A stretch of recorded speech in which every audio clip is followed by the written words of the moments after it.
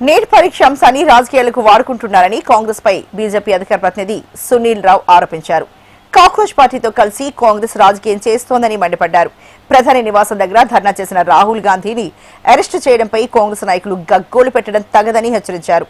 కరీంనగర్లో కాంగ్రెస్ ర్యాలీలో కేంద్ర మంత్రి ఆఫీసుపై దాడికి ప్రయత్నించడం ఎంతవరకు సమంజసమని ప్రశ్నించారు. నిరసనలు తెలపడం ప్రజల హక్కు, కానీ పార్టీ కార్యాలయాలు, సొంత భవనాలపైకి దాడులు చేయడం సరికాదన్నారు. ఇలాంటి దాడులు సంస్కృతికి స్వస్తి పలకాలని సునీల్ రావు అన్ని పార్టీలను కోరారు. మేమెవ్వరం కూడా దాడులను ప్రోత్సహించే పరిస్థితి మాది లేదు. మా పార్టీ ఆలోచన కానీ ఆశయం కానీ అట్లాంటిది కాదు. మేము మొదట్లో చెప్పినాము, నిన్న చెప్పినాము, ఈరోజు కూడా చెప్తా ఉన్నాం.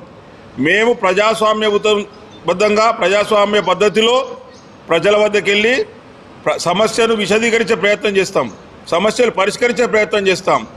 మీకు మళ్ళీ అధికారంలో ఉండి చేదగాకుండా 6 హామీలు గాలికి వదిలేసి 420 హామీలు మరిచిపోయి మీరు ప్రజలు డైవర్షన్ చేసే కార్యక్రమాలు చేస్తే ప్రజలు కూడా గమనిస్తూ ఉన్నారు.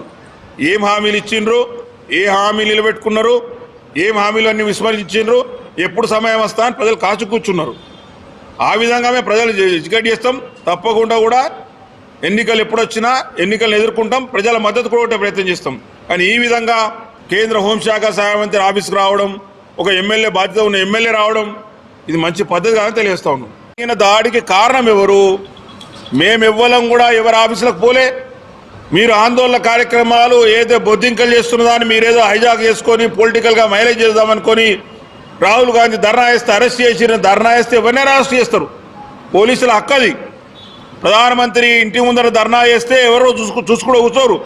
శాంతి భద్రతల సమస్యలు తలెత్తాయి కాబట్టి రాహుల్ గాంధీ అరెస్ట్ చేసిండ్రు. దాన్ని సాగాల్చుకొని మీరు గాంధీ విగ్రహం దగ్గర ధర్నా చేసిండ్రు, సంతోషం. గాంధీ విగ్రహం దగ్గర అంబేద్కర్ దగ్గర చేస్తామనుకుని వచ్చే సంతోషం. అది మర్చిపోయి ఒక పార్లమెంట్ సభ్యుని ఆఫీస్కు, కేంద్ర హోంశాఖ సహాయ మంత్రి ఆఫీస్కి వచ్చి దాడి చేస్తామంటే ఏ బీజేపీ కార్యకర్త కూడా